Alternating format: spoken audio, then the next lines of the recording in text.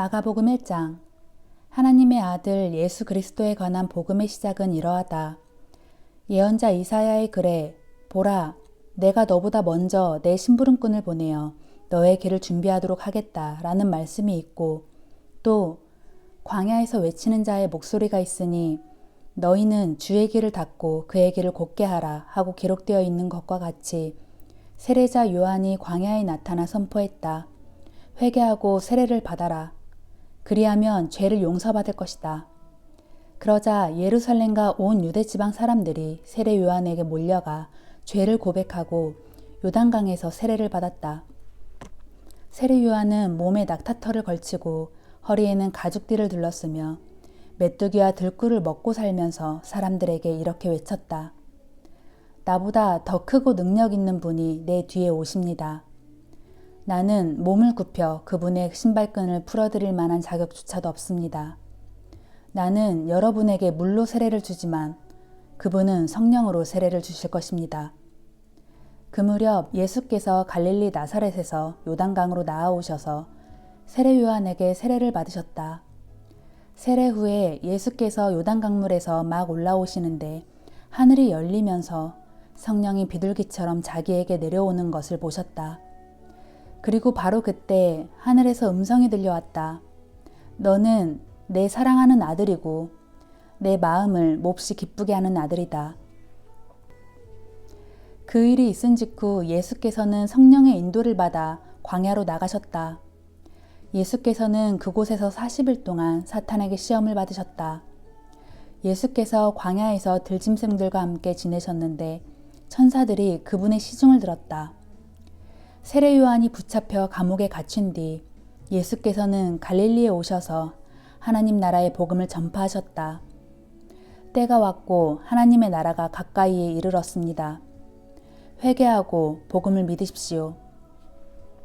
어느 날 예수께서 갈릴리 호숫가를 지나시던 중에 시몬과 그의 동생 안드레가 호수에 그물을 던지고 있는 것을 보셨다. 그들은 갈릴리의 어부였다. 예수께서 그들을 불러 말씀하셨다. 나를 따라오시오. 내가 당신들을 사람 낚는 어부가 되게 하겠소. 그들은 그 자리에서 즉시 그물을 버리고 예수를 따라 나섰다. 조금 더 길을 가시다가 예수께서 세데베의 아들 야고보와 요한이 배에서 그물을 깃고 있는 것을 보셨다. 예수께서 그들을 부르시자 그들도 즉시 아버지 세데베와 일꾼들을 배에 남겨둔 채 예수를 따라 나섰다. 예수 일행은 가버나움 성읍으로 갔다. 안식일이 되자 예수께서는 그곳 회당에 들어가서 사람들을 가르치셨다. 사람들은 예수의 가르침에 경탄하였다. 예수의 가르침에는 율법 교사들과는 달리 권위가 느껴졌기 때문이다. 그때 악한 귀신 들린 사람이 회당에 와 있다가 소리쳤다. 나사렛 예수여, 우리에게 무엇을 바라십니까? 우리를 없애려고 오셨습니까? 나는 당신이 누구인지 잘 압니다. 당신은 하나님께서 보내신 거룩한 분이십니다. 예수께서 그 악한 귀신을 꾸짖으시며 명령하셨다. 입 다물고 그 사람에게서 즉시 나오라. 그러자 악한 귀신은 그 사람에게 발작을 일으켜 놓고 비명을 지르며 그 사람을 떠나갔다. 사람들이 모두 놀라 서로 수군거렸다. 이게 도대체 어찌된 일인가? 이렇게까지 권위 있는 가르침은 여태 들어본 적이 없다. 악한 귀신마저도 그분에게 복종하다니. 그리하여 예수의 소문은 금세 갈릴리 온 지역으로 퍼져나갔다.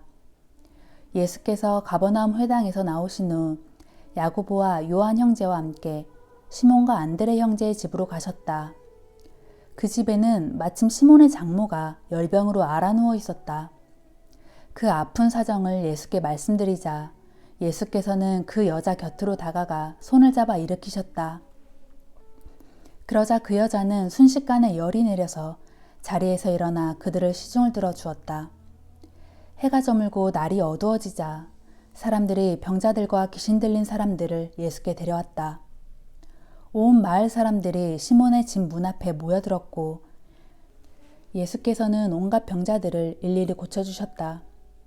귀신들을 쫓아내시면서 귀신들에게 입을 다물라고 명령하셨다. 귀신들은 예수가 누구인지를 잘 알고 있었기 때문이었다. 이튿날 새벽 예수께서 날이 밝기도 전에 한적한 곳으로 홀로 나아가 기도하고 계셨다. 그때 시몬과 일행 몇 명이 예수를 찾아다니다가 예수를 만나자 큰 소리로 외쳤다. 선생님, 모두들 선생님을 열심히 찾고 있습니다. 그러자 예수께서 말씀하셨다. 이제 근처의 다른 마을로 가자. 거기에서도 하나님 나라의 복음을 전해야 한다. 나는 복음 전하는 일을 하기 위해서 이 땅에 온 것이다. 예수께서는 갈릴리 온 지방을 두루 돌아다니시면서 회당에서 가르치시고 또한 귀신들을 쫓아냄으로써 귀신 들린 사람들을 고쳐주셨다. 하루는 어떤 나병 환자가 예수께 와서 무릎을 꿇고 간청하였다. 선생님, 선생님께서는 마음만 먹으면 저를 깨끗하게 해주실 수 있습니다. 예수께서는 측은한 마음이 들어 그에게 손을 내밀어 만지면서 말씀하셨다. 그렇게 해주겠소. 내가 원하노니 당신은 깨끗하게 되시오. 그 순간 그 나병 환자의 나병이 깨끗이 나았다. 예수께서 그를 보내시며 엄히 당부하셨다. 이 일을 아무에게도 말하지 마시오. 곧장 제사장에게로 가서 몸을 보인 다음 모세가 정한 대로 몸이 깨끗해진 데에 대한 증거로서 예물을 바치도록 하시오. 하지만 그 사람은 나가자마자 그 이야기를 온 사방에 퍼뜨렸다. 그 후부터 예수께서는 마을로 드러내놓고 들어가시지 못하고 동네 바깥 외딴 곳에서 묵으셔야 했다. 하지만 사람들은 어떻게 알았는지 금세 예수께 몰려들곤 했다. 며칠 후 예수께서 다시 가버나움 성읍으로 들어가시자 예수께서 집에 계신다는 소문이 온 동네에 퍼졌다. 수많은 사람들이 몰려들어 집 안은 발 디딜 틈도 없었고 집 밖에까지 사람들로 넘쳐났다. 예수께서는 그들에게 말씀을 전하셨다. 그때 4사람이 중풍병자 한 사람을 들것에 싣고 왔다. 사람들이 붐벼서 그 병자를 예수께 가까이 데려갈 수가 없게 되자 그들은 지붕을 뜯어 구멍을 내고 들것을 예수 앞으로 달아내렸다. 예수께서 그들의 믿음을 보시고 그 중풍병자에게 말씀하셨다. 아들이여, 당신의 죄가 용서받았소. 마침 율법교사 몇 사람이 거기에 앉아 있다가 속으로 생각하였다. 죄를 용서한다고? 이 사람이 어찌하여 감히 이런 말을 하는가? 이것은 분명 하나님을 모독하는 말이다. 오직 하나님만이 죄를 용서하실 수 있지 않은가? 예수께서 그들의 생각을 알아차리고 그들에게 말씀하셨다. 당신들은 왜 그런 생각을 품고 있소? 중풍병자에게 당신의 죄는 용서받았소 하고 말하는 것이 쉽겠소? 아니면 일어나서 들것을 가지고 걸어가시오 하고 말하는 것이 더 쉽겠소? 인자는 땅에서 죄를 용서하는 권세를 가지고 있소. 내가 이 사람을 고쳐서 그 증거를 당신들에게 보여주겠소. 그런 후 예수께서 그 중풍병자에게 말씀하셨다. 내가 당신에게 말하겠소. 당신은 일어나서 당신의 자리를 걷어 집으로 가시오. 당신의 병이 다 나았소. 그러자 그 사람이 벌떡 일어나더니 사람들이 모두 지켜보는 가운데 자기의 들것을 들고 걸어나갔다.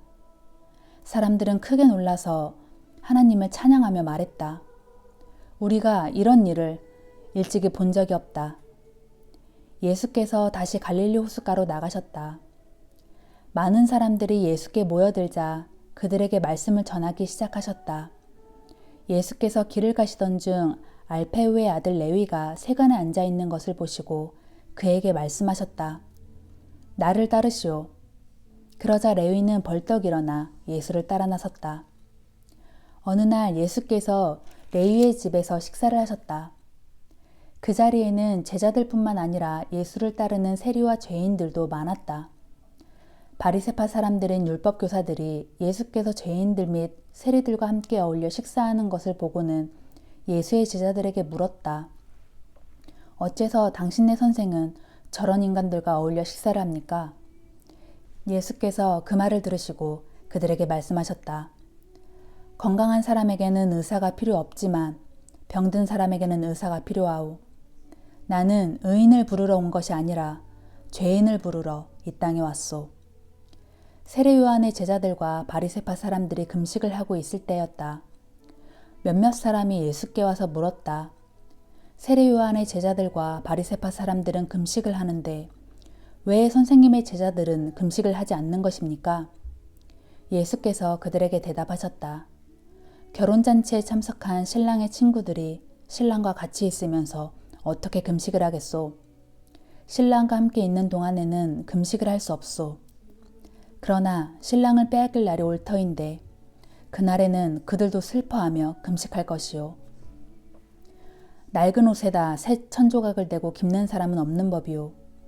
만일 그렇게 되면 새 천조각이 낡은 옷을 잡아당겨 이전보다 더 크게 찢어지지 않겠소? 또 새 포도주를 낡은 가죽 부대에 담는 사람도 없소.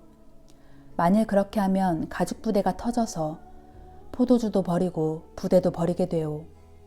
새 포도주는 새 부대에 담아야 하오. 어느 안식일에 예수께서 제자들과 함께 밀밭 사이로 지나가시게 되었다. 제자들이 밀밭 사이로 지나가면서 밀 이삭을 잘라 먹자 바리새인 몇 사람이 예수께 말했다. 보십시오. 저 사람들은 안식일에 해서는 안 되는 일을 하고 있습니다. 예수께서 그들에게 말씀하셨다. 당신들은 다윗과 그 일행이 먹을 것이 없어서 굶주렸을 때 다윗이 행한 일을 읽어보지 못했소? 당시 아비아달이 대제사장으로 있을 때 다윗은 하나님의 전에 들어가서 제사장 외에는 아무도 먹을 수 없는 빵, 곧 제단 위에 차려놓은 빵을 먹었고 그의 일행에게도 나누어 주지 않았소? 그러고서 예수께서는 그들에게 말씀하셨다. 안식일이 사람을 위해 만들어진 것이지 사람이 안식일을 위해 만들어진 것이 아니란 말이요. 그러므로 인자는 안식일에도 주인이요.